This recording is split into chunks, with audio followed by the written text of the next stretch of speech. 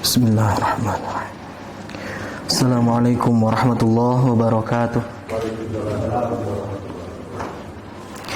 Alhamdulillah nasta'inuhu wa nastaghfiruh wa na'udzu billahi min shururi anfusina wa min sayyiati a'malina man yahdihillahu fala mudilla lahu wa man yudlil fala hadiyalah. Ashhadu an la ilaha illallah wahdahu la syarika lah wa ashhadu anna Muhammadan abduhu wa rasuluhu alladzi la nabiyya ba'da. Allahumma salli wa sallim wa barik ala nabiyyina Muhammadin wa ala alihi wa sahbihi ajma'in. Amma ba'du, alhamdulillah, bersyukur kita kepada Allah Subhanahu wa taala sebagai hamba yang sudah selayaknya dan sepatutnya memberikan pengabdian secara menyeluruh kepada Allah dengan segala kenikmatan yang telah Allah berikan kepada kita. Mudah-mudahan setiap hari yang kita lalui, setiap waktu yang kita jalani dapat membuahkan salah satu hasil yang sangat bermanfaat, yaitu dengan cara mendapatkan amal soleh, dan senantiasa seluruhnya kita niatkan lillahi ta'ala dalam rangka beribadah kepada Allah, dan mudah-mudahan Allah menerima itu semua dan menjadikannya sebagai amalan salihan mutaqabbalah. Amin ya Allah ya rabbal alamin. Salawat serta salam mudah-mudahan selalu tercurah limpahkan kepada Nabi Muhammad SAW beserta para keluarganya, para sahabatnya, tabi'in, tabi'ut tabi'in, atba'ut tabi'ut tabi'in, seluruhnya pengikutnya sampailah kepada kita selaku umatnya yang mengharap terhadap syafaatul uzma nanti di yaumil hisab kelak. Mudah-mudahan Allah Subhanahu wa taala dapat membersamakan kita lagi di surganya, firdausnya Allah Subhanahu wa taala. Amin ya Allah ya rabbal alamin. Para jemaah sekalian, untuk mengawali pertemuan kita pada maghrib kali ini, saya ingin membacakan salah satu syair yang cukup bagus yang terkutip di dalam kitab bukunya Syekh Imam Ibnu bin Baz. Di sini disebutkan bahwasanya setiap dari kita hendaknya untuk maksimal melakukan satu kebaikan, apapun itu jenis dan bentuk kebaikannya. Selama kita mampu, maka kerjakanlah kebaikan. Karena ada satu syair yang luar biasa. Apa yang dikatakan dalam syair ini? Qad mata qaumun wa ma matat makarimuhum. Ada satu kaum yang kaum ini atau seseorang ini dia itu telah meninggal. Namun sebelum meninggalnya dia melakukan satu kebaikan demi kebaikan, sehingga di kalangan masyarakat dan orang-orang di sekitarnya wa ma matat makarimuhum, tidaklah dianggap mati orang itu dengan kebaikan-kebaikannya, sehingga selalu dikenang selama orang-orang hidup di sekitarnya. Dan sebaliknya jamaah sekalian, wa asya qaumun, ada satu kaum yang dia itu masih hidup sebetulnya. Wa hum finnasi amwat, namun ketika dia hidup seakan-akan dianggap oleh orang lain itu tidak memiliki nilai. Sebab apa? Sebab tidak ada hasil kebaikan yang dia torehkan selama dia hidup. Sehingga orang-orang itu menganggapnya amwat, orang itu hilang, orang itu mati karena tidak melakukan satu kebaikan. Itulah yang namanya kenangan ketika seseorang hidup di dunia ini. Dia akan dapat dikenang apabila dia banyak memberikan kebaikan, apapun itu. Sebagaimana yang sedang sekarang kita lihat trending topik nih sekarang, di balik musibahnya kemarin Sriwijaya Air itu, ternyata muncul satu sosok yang digaung-gaungkan dan diidolakan. Salah satunya adalah Kapten Afwan, ya. Sampai-sampai banyak media massa yang meliput bagaimana kesolehan beliau, kebaikan beliau selama beliau hidup di dunia. Bahkan ada yang mengutip salah satu quotes yang terakhir beliau bagikan sebelum meninggal. Apa yang dikatakan dalam quotes itu? Setinggi apapun aku terbang, aku tidak akan dapat masuk ke dalam surga tanpa sholat 5 waktu. Ini adalah satu kebaikan yang diserahkan seperti itu. Itu dikenal. Bahkan orang-orang di sekitarnya pun merekam bagaimana jejak kebaikan-kebaikannya ketika hidup bermasyarakat. Beliau adalah sosok yang sering ke masjid, sering memberikan tausiah, di samping begitu banyak dan padatnya jadwal beliau untuk melakukan pekerjaannya sebagai pilot. Bahkan ada yang menyebutkan juga beliau itu adalah sosok yang tidak mau untuk ditugaskan di hari Jumat. Tapi selain dari hari Jumat, hari apapun, dengan kondisi apapun, insya Allah beliau akan siap-siap saja untuk melakukan pekerjaan. Luar biasa. Dan selanjutnya juga dikatakan bahwasanya ini Kapten Afwan ini adalah sosok yang selalu memberikan nasihat-nasihat kepada orang-orang terdekatnya. Sampai-sampai ada salah satu secari kertas yang menuliskan bagaimana santunnya seorang ini, Kapten Afwan ini, ketika meminjam charger temannya. Di situ dituliskan, Bismillah, Assalamualaikum, maaf, di situ sorry ya, maaf ini namanya Bapak Agung ya, maaf Pak Agung, chargernya saya pinjam sebentar ya, sambil memberikan tanda emoticon senyum-senyum, memberikan kesumringah seperti itu. Setelah itu di bawahnya ditambahkan ada NB, jangan lupa sholat subuh ya, gitu. Salam Afwan, tanda tangan. Di saat secari kertas itu tuliskan seperti itu. Luar biasanya jamaah sekalian. Maka memang benar, ini akan dikenang oleh masyarakat dengan kebaikan-kebaikannya. Di balik kisah ini ternyata berbicara mengenai ajal. Ada juga salah seorang yang sudah sebetulnya terdaftar dan membooking salah satu tiket untuk penerbangan Sriwijaya ke Pontianak pada saat itu. Orang Bandung, ibu-ibu. Dia mengejar bis untuk berangkat ke Jakarta dengan membawa peralatan dan perlengkapannya sampai untuk meluangkan waktu beli belanjaan dan oleh-oleh segala macam lah. Pas sampai ke sana, ceritanya surat keterangan rapidnya itu sudah kadaluarsa. Sudah lewat 1 hari masanya. Ketika diminta kan kebijakan ke pihak Sriwijayanya itu ternyata tidak diberikan solusi apa-apa. Dalam arti sudah tidak bisa berangkat karena persyaratannya tidak memenuhi seperti itu. Kecewa kan si ibu ini. Kecewa luar biasa. Dia mendatangi kantor office, telepon sana sini, tapi tetap tidak bisa ikut penerbangan saat itu. Atau minta diundur tidak bisa. Hingga akhirnya dengan berat hati, seorang ibu ini pulang, balik lagi ke Bandung dengan menaiki bis. Ketika ada kabar ternyata pesawatnya tergelincir. Wah, luar biasa.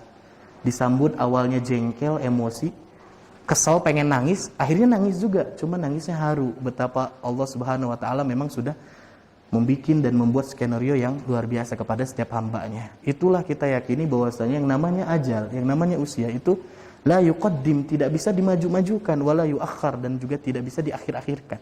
Ketika sudah datang waktunya, ada catatannya, seluruhnya pasti terjadi. Seperti itu jamaah sekalian. Mudah-mudahan kita dapat mengambil hikmah dan juga pelajaran dari kisah-kisah tersebut, sehingga lebih memantapkan lagi keimanan kita kepada Allah dan penyerahan diri kita totalitas kepada Allah Subhanahu wa taala. Dan mudah-mudahan kita doakan seluruh korban yang menjadi orang yang mendapatkan musibah dalam tragedi ini diberikan tempat yang terbaik di sisi Allah Subhanahu wa taala. Amin ya Allah ya rabbal alamin. Kita lanjutkan jemaah sekalian ke pembahasan kita mengenai kajian tema azan ya. Kajian fikih ini bab tentang azan. Kemarin sudah dipaparkan mengenai pendahuluan apa itu azan, bagaimana disyariatkannya, dan sekarang kita masuk bagaimana tata cara seseorang melakukan azan atau bacaan-bacaan ketika seorang mengumumkan azan itu seperti apa. Ternyata jemaah sekalian, setelah ditelisik, bukan hanya seperti yang azan kita dengarkan sekarang ini. Si lafad-lafad azan itu yang kita biasa dengar, Allahu Akbar, Allahu Akbar, Allahu Akbar, Allahu Akbar.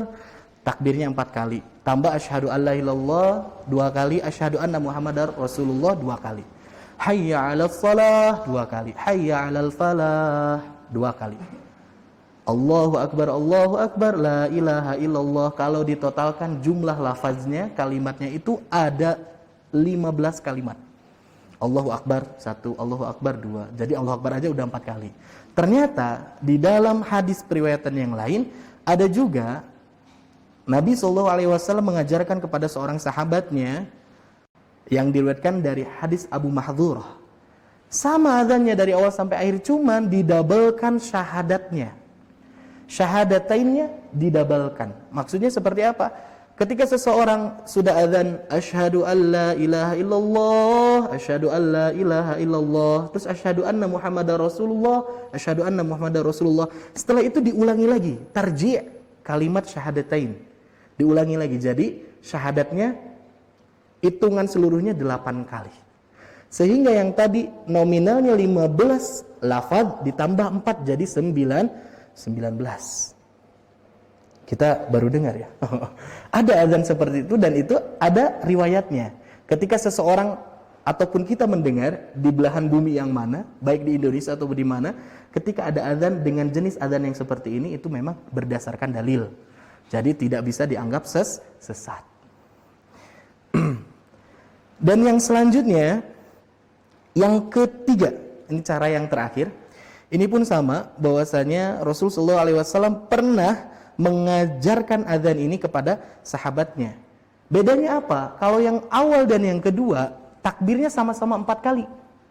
Tapi kalau yang ketiga ini, takbirnya cukup dengan 2 kali.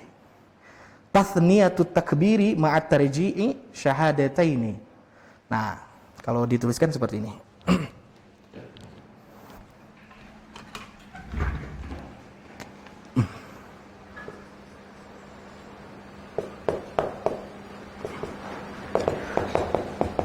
Tata cara azan dilihat dari segi lafaznya. Yang pertama itu 15 lafaz. Takbirnya 4 kali. Syahadat kepada Allahnya ini 2 kali. Tambah syahadat Nabi sallallahu alaihi wasallam 2 kali, ditambah dengan hayya 'alas shalah 2 kali. Ini selanjutnya falah 2 kali. Terakhir takbir 2 kali dan terakhir kalimat tahlil atau tauhid la ilaha illallah itu 1 kali. Kalau di total ini ada 15 lafaz. 15. Cara yang kedua, ini 15, ini ditambahkan 4 lafaz. Apa yang ditambahkannya ini? Jadi ada 19 lafaz.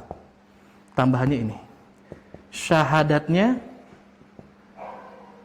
tarji. Tarji itu diulang. Bagaimana cara pengulangannya? Di sana disebutkan bahwasanya Nabi SAW yakhfad. Pertama itu untuk syahadat yang pertama pelan bacanya. Asyhadu an la ilaha illallah. Nah, tapi syahadat nanti yang keduanya, yang bagian yang keduanya itu dengan suara yang lantang. Nah, terus cara yang ketiga. Ini sama seperti cara yang kedua, syahadatnya dia double. Syahadatainnya dia ditarji, diulangi 2 kali double. Tapi perbedaannya apa? Takbirnya awal dan akhir itu cuma 2 kali. Kan kalau ini takbirnya 4 kali, ini juga takbir 4 kali. Kalau ini takbirnya 2 kali. Berarti jumlahnya dikurangi 2 lafaz, 17 lafaz.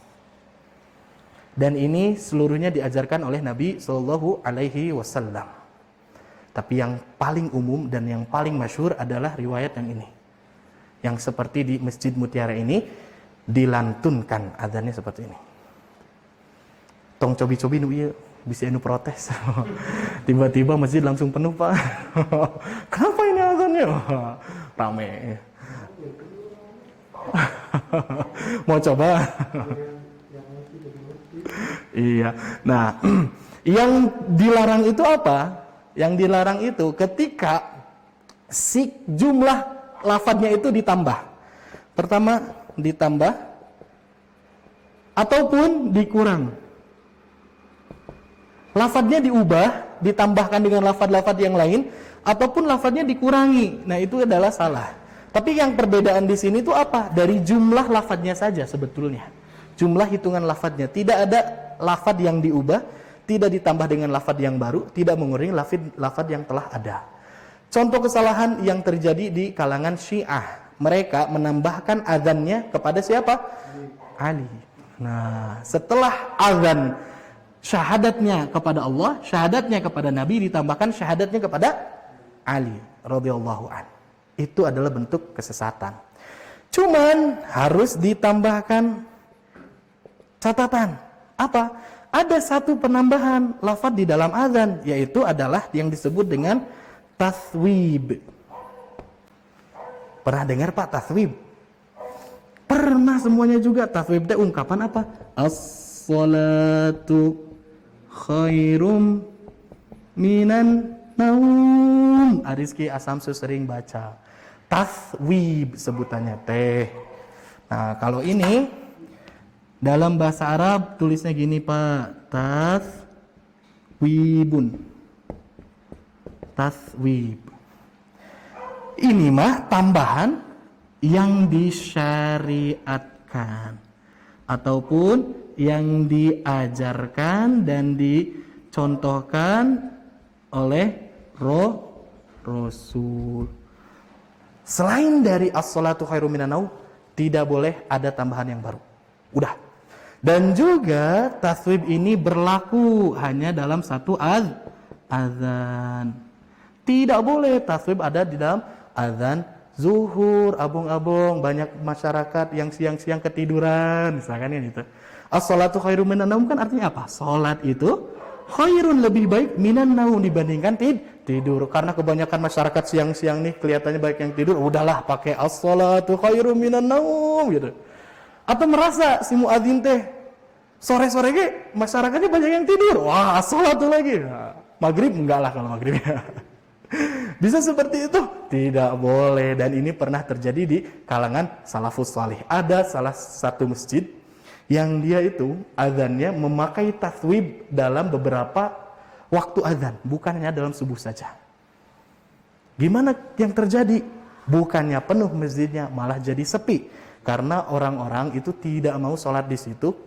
Karena anggapan apa? Ini telah melakukan satu bid'ah, sesuatu yang baru, yang dianggap sesuatu yang tidak ada dasarnya dalam Islam, mengada-ngada syariat, yaitu tidak mau, malah jadi sepi masjid.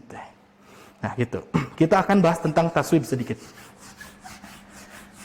Nah, akang-akang dan bapak-bapak semua, taswib ini ada ahli bahasa yang menyebutkan berasal dari kata sabah. Sabah itu artinya kembali. Maknanya itu adalah kembali.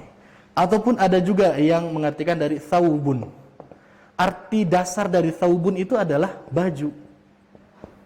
Apa maksudnya? Nah, tapi thawwaba ini maksudnya apa? Baju yang dijadikan sebagai alat untuk memberi isyarat.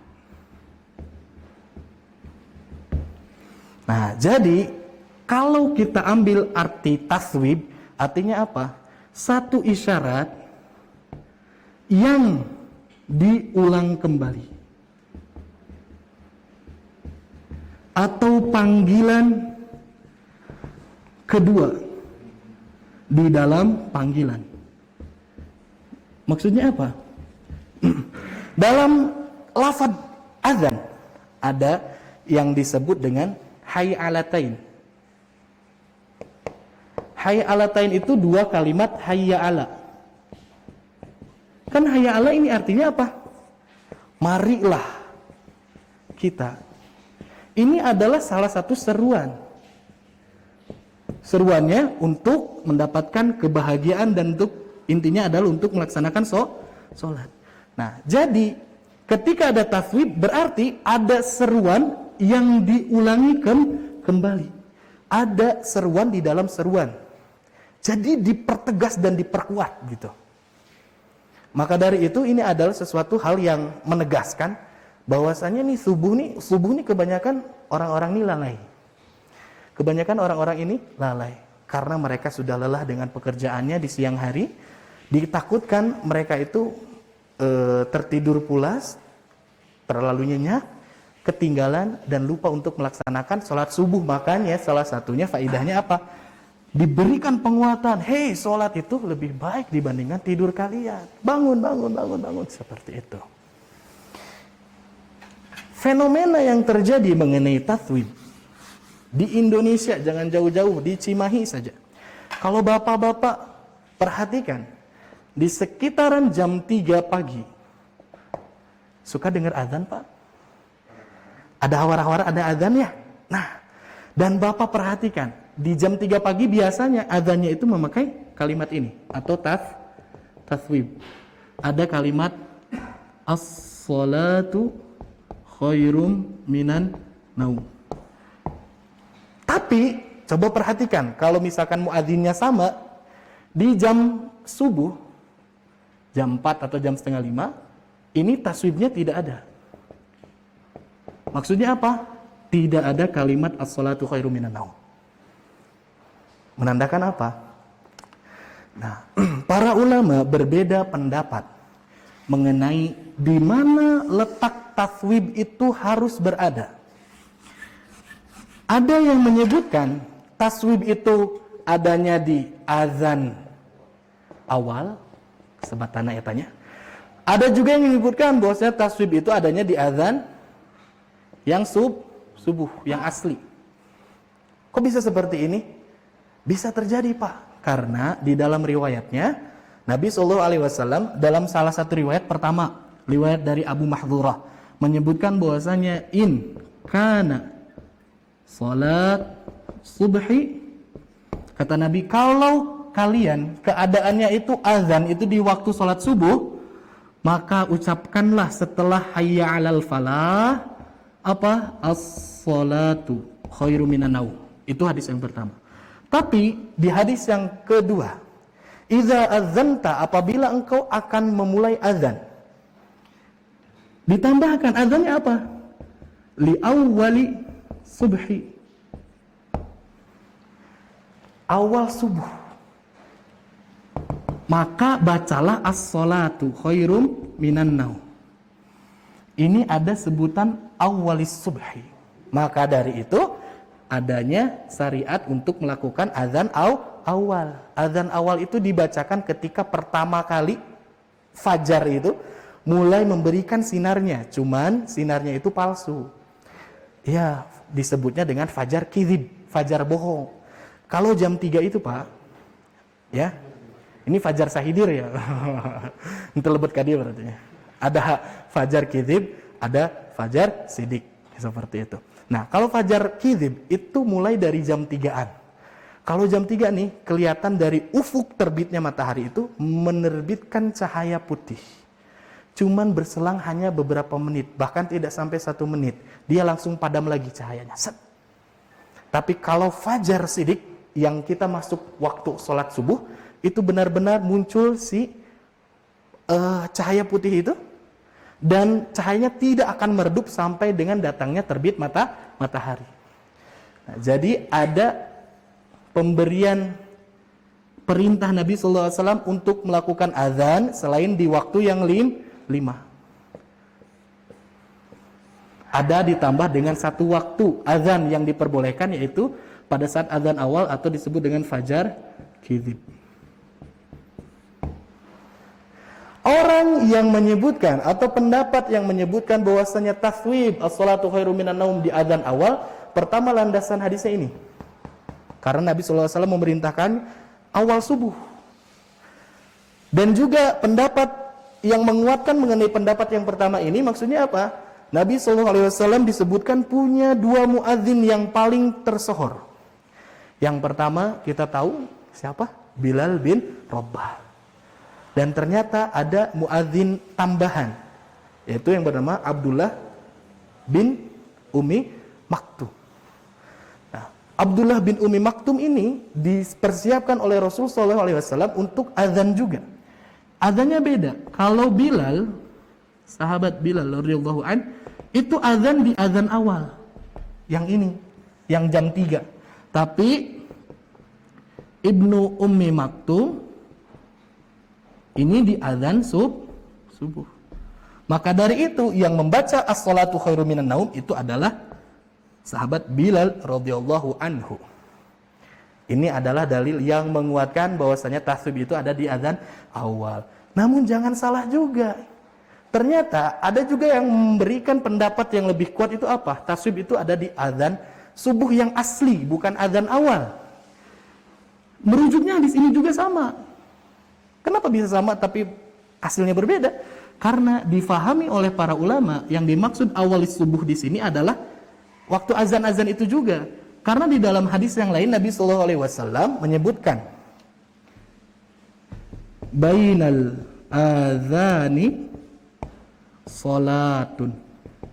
Kata Nabi, di antara dua azan itu ada sholat. Maksudnya sholat sunnah. Ya, yang dimaksud dengan dua azan di sini teh azan apa maksudnya?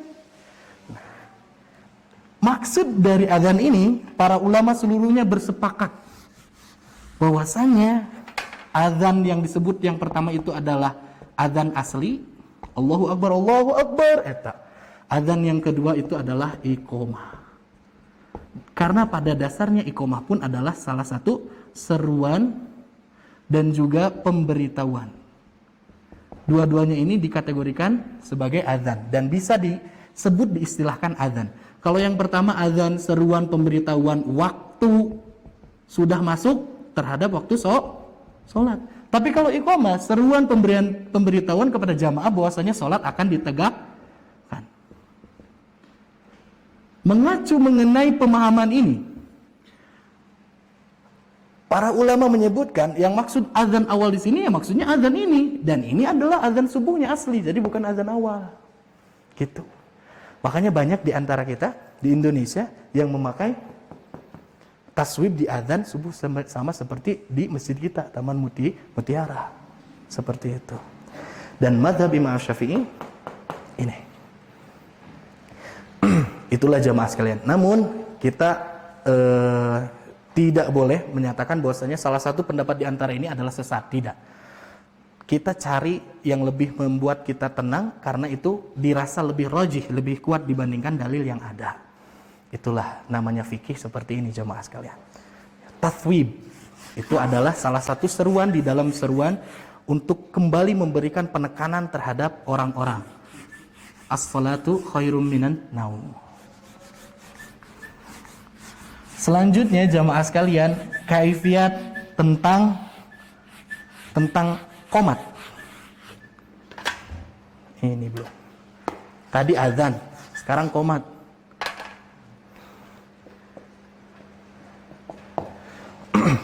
Iqamat yang pertama sama seperti di Masjid Mutiara. Ini periwayatan hadis dari Abdullah bin Abdur Rabbih menceritakan mengenai bagaimana kisahnya ketika dia bermimpi itulah yang pertemuan kemarin. Kan diajarkan di dalam mimpinya itu oleh seorang lelaki yang mengajarkan azan berikut dengan qomatnya langsung. Kalau qomatnya seperti apa? Qomatnya itu lebih disingkat dibandingkan lafaz yang ada dalam azan. Yang awalnya takbirnya 4 menjadi 2. Allahu Akbar. Asyhadu an la ilaha illallah 2 jadi 1. Seluruhnya 1 kecuali lafaz qad qamatis shalah. Jadi yang 2 kali itu pertama takbir. Takbirnya di mana? Awal dan juga akhir. Dan juga tambahannya kalimat qad qamatis shalah. Ini 2 kali. Selebihnya 1 sisanya 1 kali seluruhnya. Ternyata ada juga dalil yang memberikan pelajaran kepada kita. Si isi qomatnya teh Kang sama seperti azan. Takbirna 4. Ya, syahadatainnya juga 2 gitu. Hayya 'alatain juga 2. Dan qad qamatis shalah 2 juga. Allahu Akbar 2, yang 1 itu cuma la ilaha illallah. Yang ketiga, ini yang rada asing. Yang rada asingnya apa? Sangat berbeda. Ini sama seperti yang pertama, tidak ada bedanya. Tapi si qad qomatnya itu malah dikurangi jadi satu kali. Allahu Akbar, asyhadu an la ilaha illallah, asyhadu anna Muhammadar Rasulullah, hayya 'alas shalah, hayya 'alal falah, qad qamatis shalatu, Allahu Akbar, la ilaha illallah. Asa teu enakeun tanya. Nah, kita mau udah pakai yang ini aja. Karena dalilnya juga yang lebih marjuh, yang dianggap paling kuat itu ini. Yang kita pakai. Seperti itu. Itu yang terjadi dalam kaifiatnya. Nah, tadi lupa. Selanjutnya kalimat qad qomatis shalah. Kalimat dalam azan kita wajib dianjurkan dan diperintahkan oleh Rasul sallallahu alaihi wasallam untuk menjawab azan. Betul ya? Ketika ada muadzinnya enggak usah ikut jawab azan karena dia yang menyeru. Nah, kita yang tidak ikut azan ketika mendengarkan azan, yaqulu misla ma yaqulul muadzinu. Nah, yang pertama kita wajib untuk menjawab atau mengikuti apa yang dibacakan oleh muadzin ketika dalam azannya. Seluruh kata-katanya dari awal sampai akhir harus sama. Illa, kata Nabi SAW, kecuali apa? Ketika hayya 'alas shalah, yang pertama itu, yang kedua hayya 'alal falah. Ini nggak boleh dibacakan sama persis dengan apa yang diungkap oleh muadzin, atau ubah jawabannya menjadi la haula wala quwwata illa billah. Ini satu pertanyaan lagi. Kalau taswib yang tadi as-salatu khairum minan naum, jawabnya apa? Pada dasarnya gimana Pak? Nah, wala wa ana minasyahidin itu jawaban yang salah satu opsinya. Yang pertama itu jawabannya sama seperti yang dibacakan oleh si muadzin. Ini pertama.